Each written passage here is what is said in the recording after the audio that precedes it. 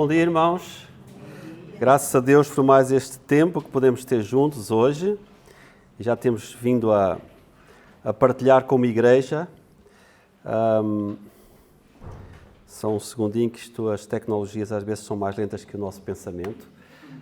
Mas é uma alegria ver, eu estava sentado ali, quase nos bancos da frente, mas ver tantos jovens, né? Ver tantas crianças, é um ânimo para nós, os velhotes, né? E vermos que a obra do Senhor continuará através daqueles que são mais jovens, e o mais novo desta família é o Jonatas, né? Graças a Deus por isso. Então, irmãos, vamos continuar orando uns pelos outros, para que o Senhor realmente nos ajude, cada um de nós, como igreja também, a sermos bênção e a abençoarmos também a vida dos outros. Irmãos, nós temos, como os irmãos sabem, temos vindo a ter meditações sobre o Evangelho de Marcos. Jesus, o servo, é o Filho de Deus, é o próprio Deus, e temos, é um Evangelho onde nós encontramos muito Jesus em ação, indo de lugar em lugar e demonstrando, não só através das suas palavras, mas também dos seus milagres, que ele realmente era o Messias que havia sido prometido ao longo de gerações e gerações, e que nós temos vindo também a ver nos estudos às sextas-feiras da meditação da Palavra do Senhor no Antigo Testamento. Eu li recentemente que existem 3 tipos de pessoas. Alguém escreveu isto: aqueles que fazem as coisas acontecerem, aqueles que assistem as coisas acontecer, e aqueles que estão sempre a perguntar: o que é que aconteceu mesmo? Né? E esta pode ser uma realidade a nível humano, né? Temos aquelas pessoas que tomam as suas iniciativas e estão sempre indo e avançando, mesmo em face, por vezes, às dificuldades. Temos aqueles que muitas vezes estão olhando e vendo realmente, olha, e temos aqueles que vivem aliados de tudo, né? E de repente, como é que isto aconteceu? Como é que foi? Como é que não foi? Nem vi, né? E nós podemos ver isso ao nível humano, mas a nível da Palavra de Deus, a Palavra de Deus fala que existem 2 tipos de pessoas neste mundo: aqueles que estão perdidos e aqueles que estão salvos. E é essencialmente sobre isso que nós gostaríamos de falar nesta manhã. No meio de um auditório tão grande, né, como estamos aqui nesta manhã, eu penso que certamente nós temos estes 2 tipos de pessoas presentes. E o texto de Marcos, onde Jesus começa então, ou Marcos começa relatando a ida de Jesus para a sua terra natal, para Nazaré, após uma série de milagres que nós assistimos e que vimos no último domingo, sobre o endemoniado gadareno, sobre a filha de Jairo, sobre a mulher que tinha um fluxo de sangue, e vemos a ação de Jesus manifestada nestes acontecimentos e nestas pessoas. Hoje nós iremos ver a chegada de Jesus a Nazaré, a reação dos seus concidadãos e aquilo que Jesus continua fazendo, não paralisado por uma ideia de que, olha, não vale a pena, né? Eu estou a gastar o meu tempo, olha, o que é que eu ando a fazer aqui? Mas Jesus não se deixando distrair, não se deixando abater pela reação negativa das pessoas, mas continuando em ação, agindo, não só ele agindo, mas levando os outros e motivando os outros, e no caso particular os discípulos, a continuar na missão que o tinha trazido a este mundo. Vamos ler então o texto de Marcos capítulo 6, versículos 1 a 13. Penso que todos nós já temos as nossas Bíblias, ou os nossos tablets, ou os nossos telefones abertos na passagem. Diz assim a palavra do Senhor, Marcos capítulo 6,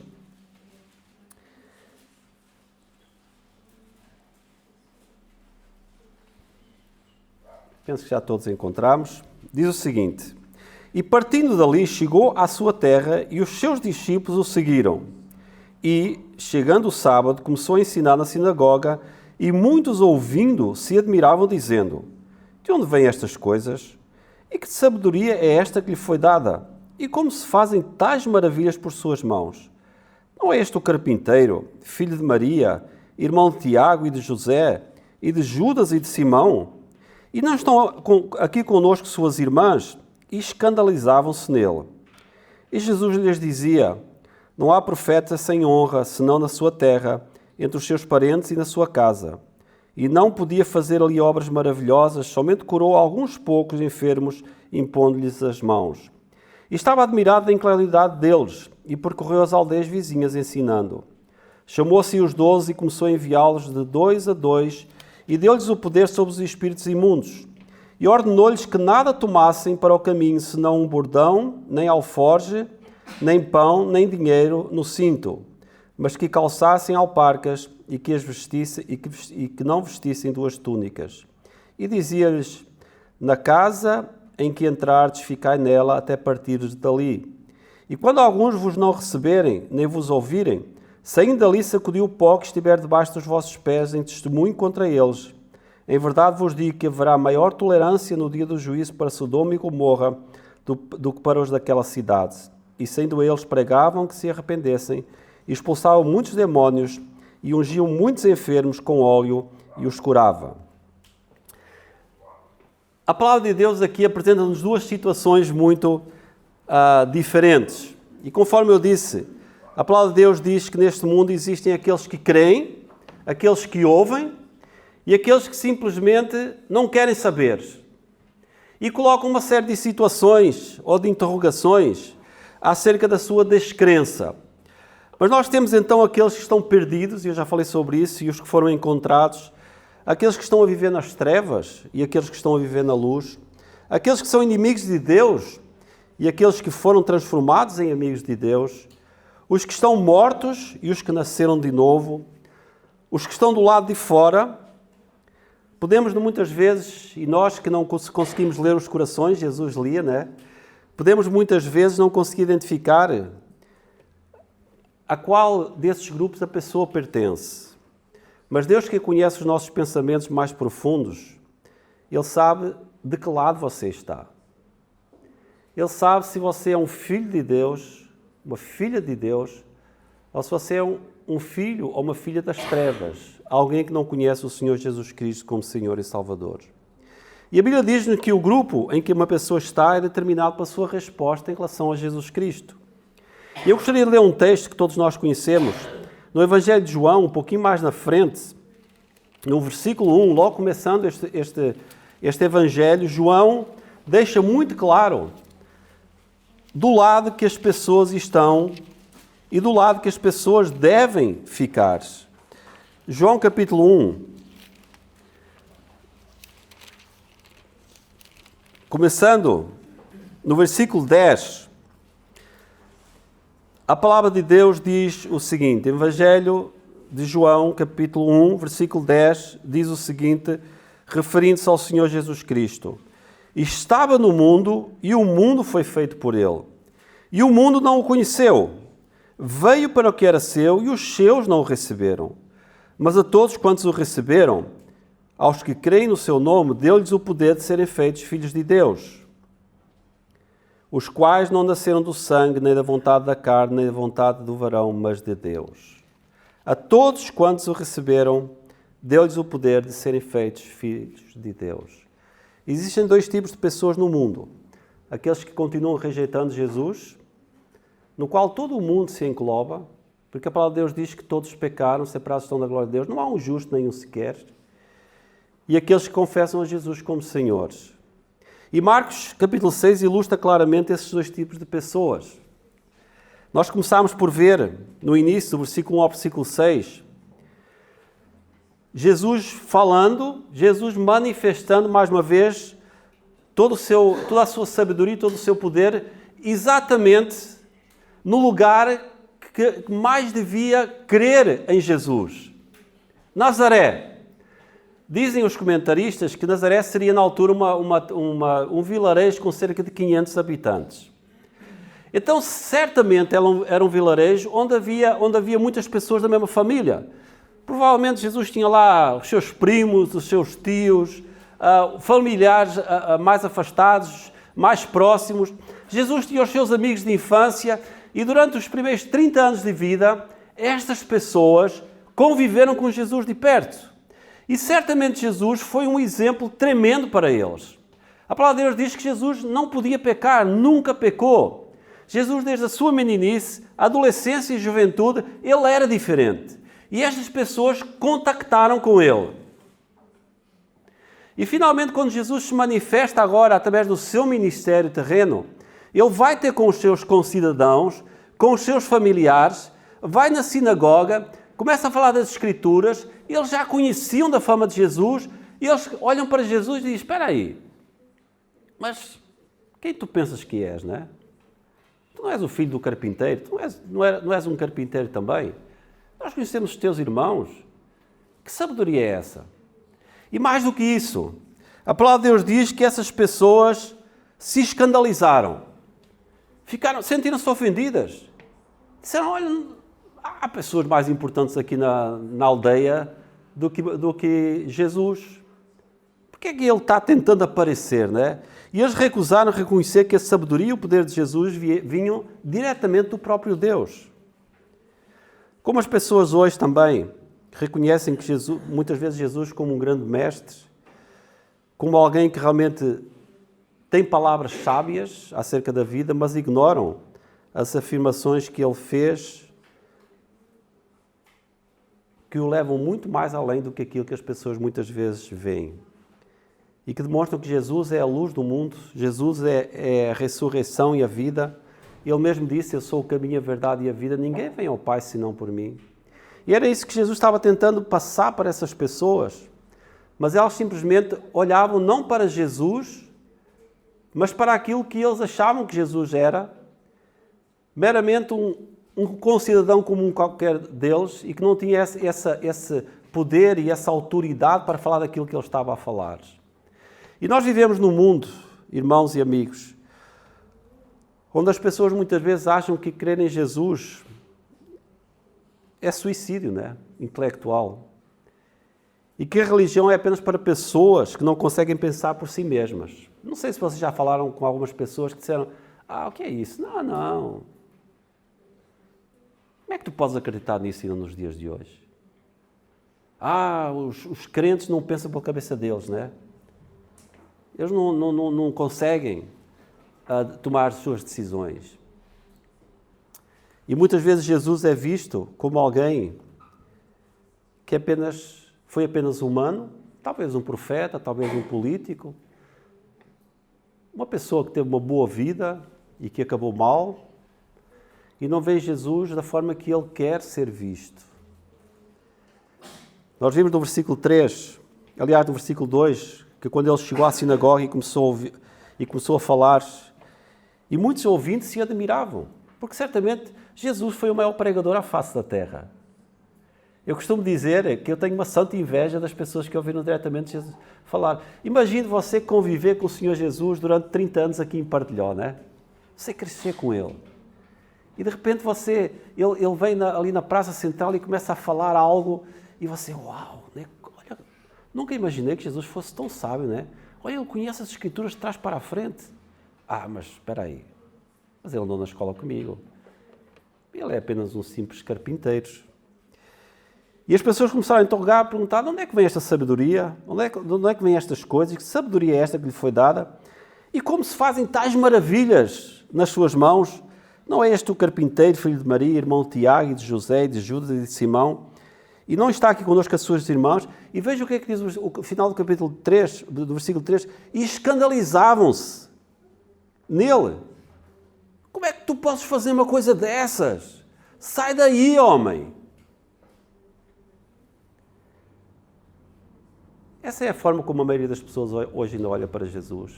Mesmo no meio da religião, que muitas vezes se identifica com o cristianismo, Jesus é o último personagem que vem aos seus pensamentos. Eles olham para os homens, eles olham para os ídolos, eles olham para uma série de coisas, mas não olham para Jesus com os olhos que deviam olhar. Não colocam sua confiança e sua esperança no Senhor Jesus Cristo. Não confiam nele como Senhor e Salvador.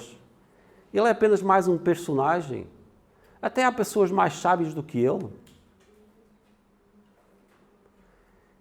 Não é diferente destes dias e não tem sido diferente ao longo da história da Igreja. Mas Jesus faz esta declaração incrível no versículo 4. Jesus simplesmente dizia para eles: não há profeta sem honra, senão na sua terra, entre os seus parentes e na sua casa? O que é que Jesus disse? Olha, se fosse outro que viesse, vocês nem se importavam com o passado dele, o que é que tinha acontecido. Vocês iam, né, ouvi-lo e dizer, uau, né?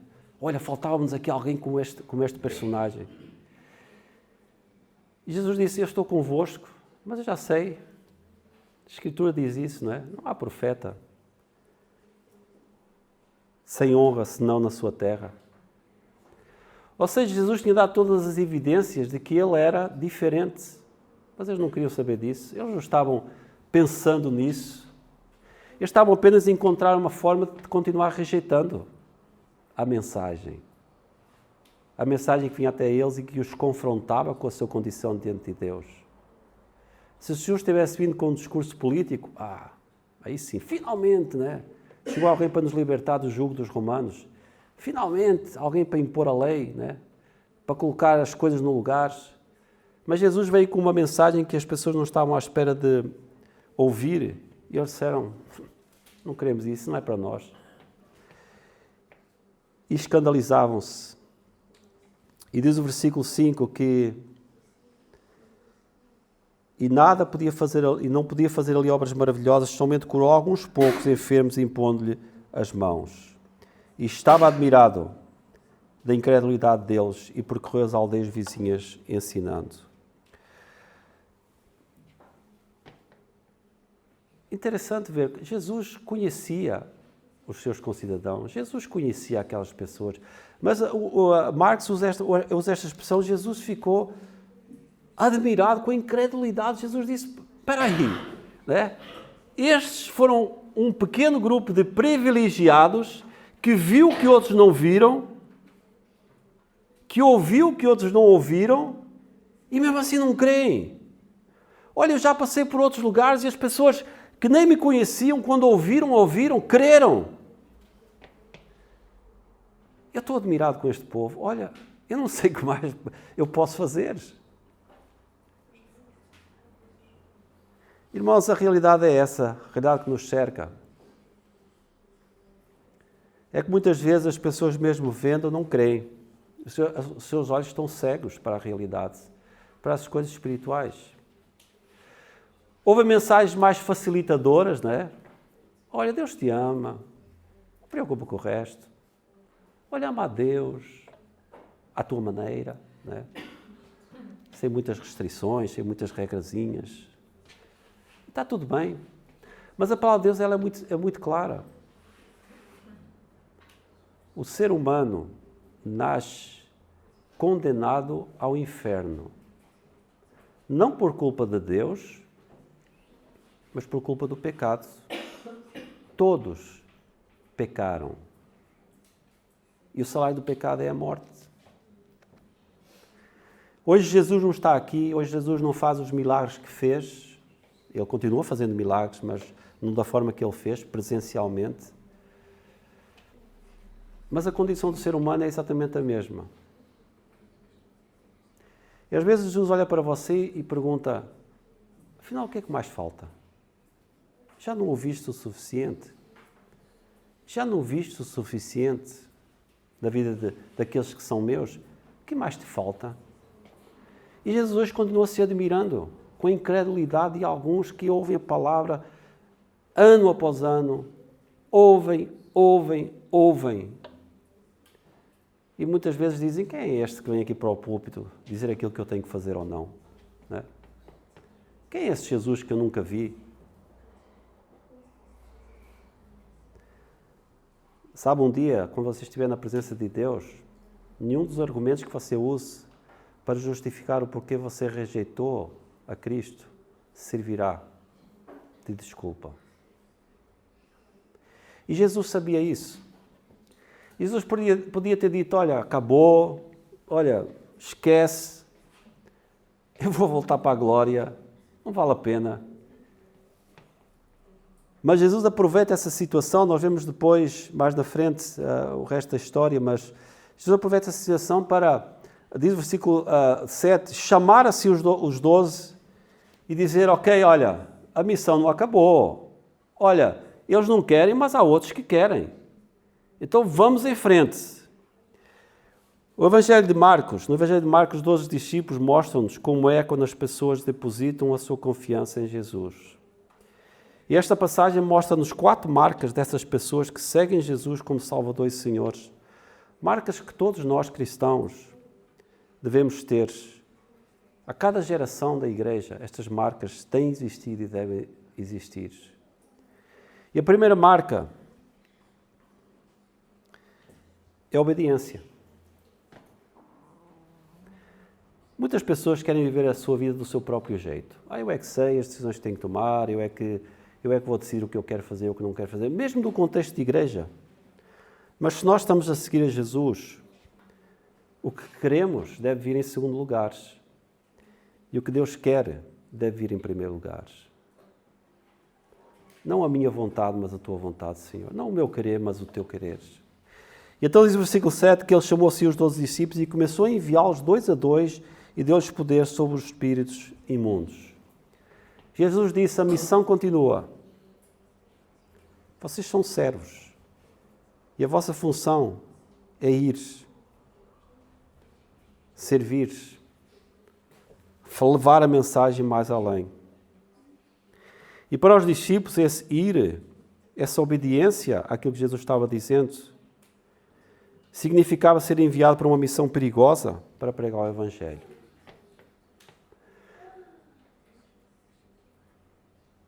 As pessoas odeiam o Evangelho. Eu odiava o Evangelho, porque o Evangelho me incomodava. O Evangelho me confrontava com a minha realidade de perdido, de condenado, e eu não queria ouvir isso. Mas essa é a realidade, e quando nós vamos atrás de guerra. Não espere ser aceito pelas pessoas, não espere que as pessoas deem pancadinhas nas suas costas, dizer, olha que bom que estás a dizer que eu sou um pecador perdido, que o pecado me condena diante de Deus, que eu sou um miserável. Mas é isso que as Escrituras dizem. É essa mensagem que nós temos que levar às pessoas. Se você levar menos que isso, você está iludindo, você está omitindo verdades que Deus quer que nós conheçamos e que o mundo conheça. Por isso é uma guerra. A mensagem que Jesus levava às pessoas incomodava-as, incomodou-as tantas que eles disseram, nós temos que matar este homem. Nós não queremos mais que ele esteja entre nós. E foi isso que eles fizeram. Porque tantos têm dado a sua vida?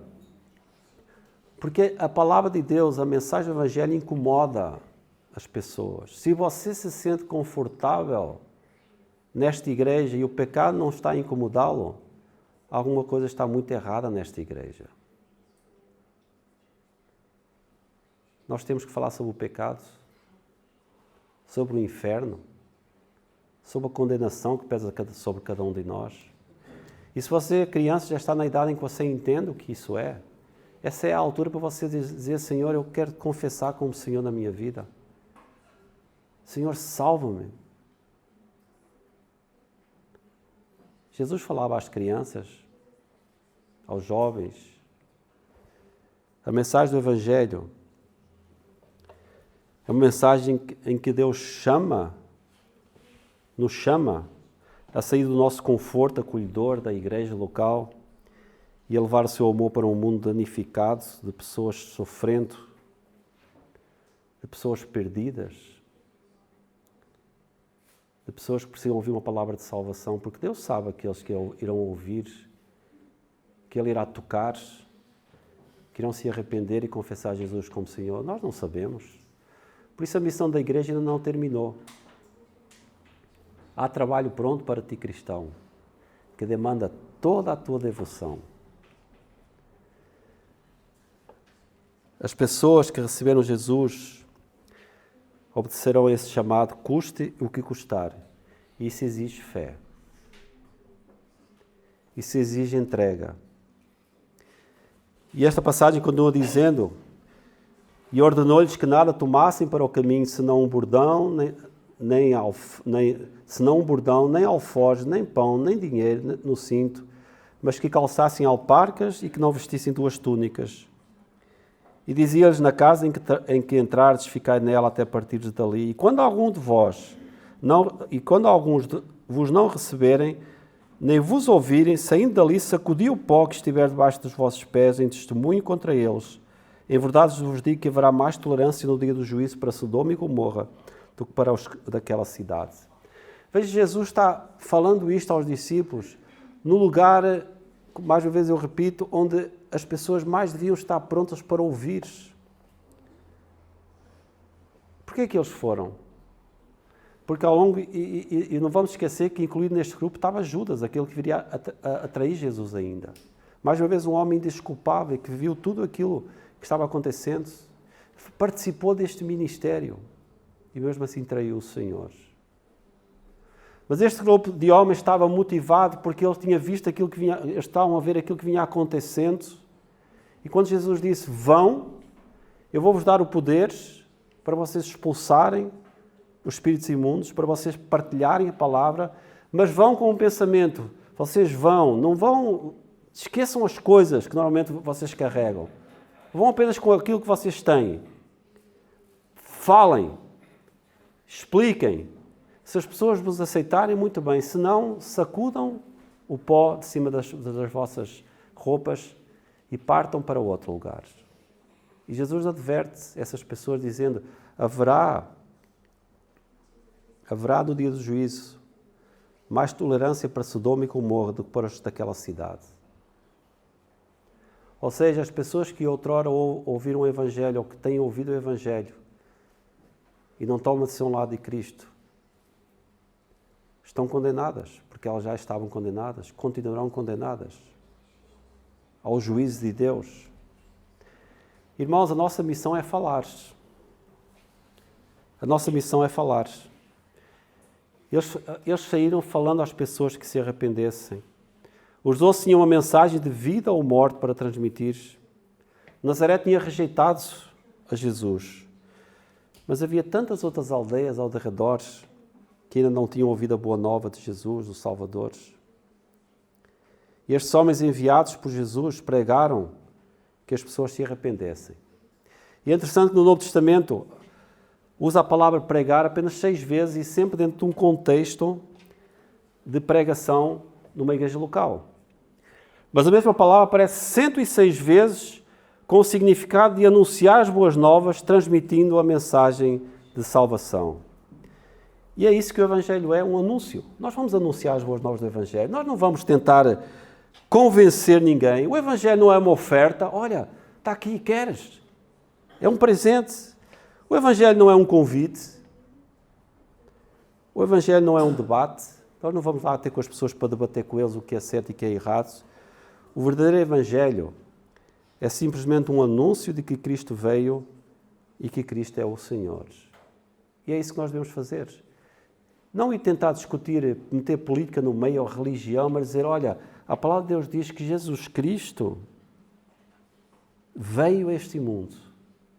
Que Jesus Cristo é o Senhor e só Ele pode perdoar os nossos pecados e nos dar a garantia da vida eterna com Deus.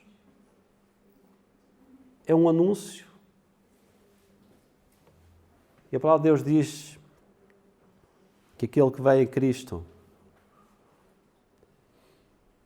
Ele o salva. E este anúncio que nós fazemos acerca da condição do ser humano, do pecado que está sobre o homem, é tão devastador que ele exige uma resposta de cada um de nós que o ouve. Porque a palavra de Deus é muito clara. E essa foi a mensagem que Jesus quis também que os discípulos levassem àqueles com quem eles iam estar contactando.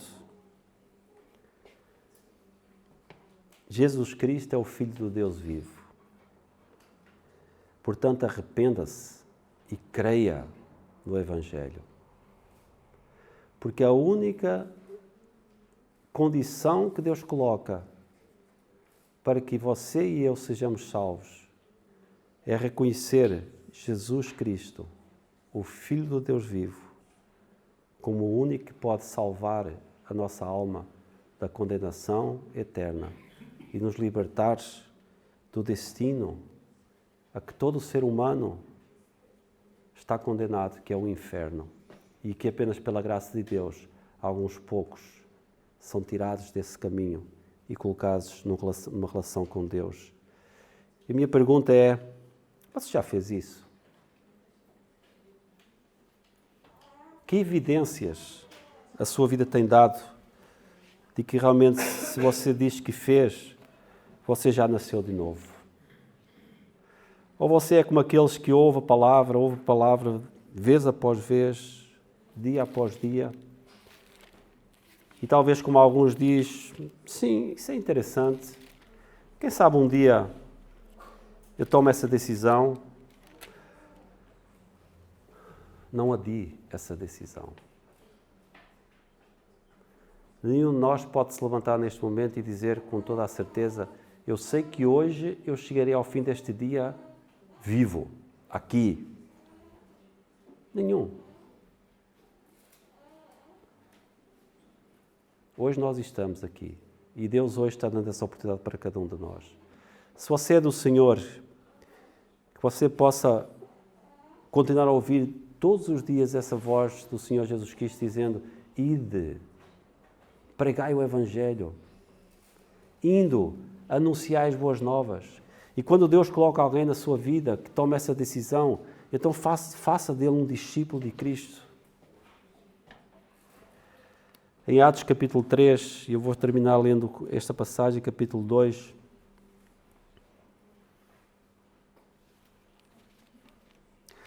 capítulo 2, versículo 38.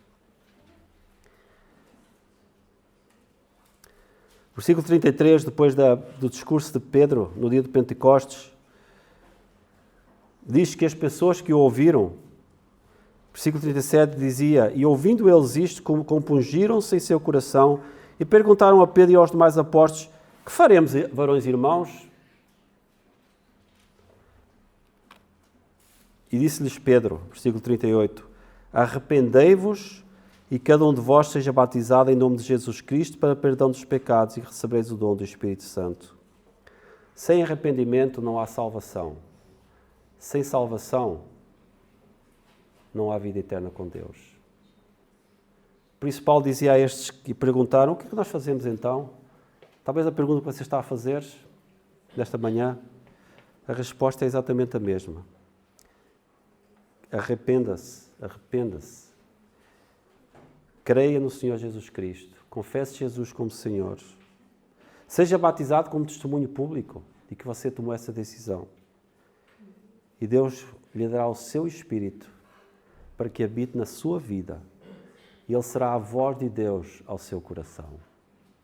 E um dia você verá Deus face a face.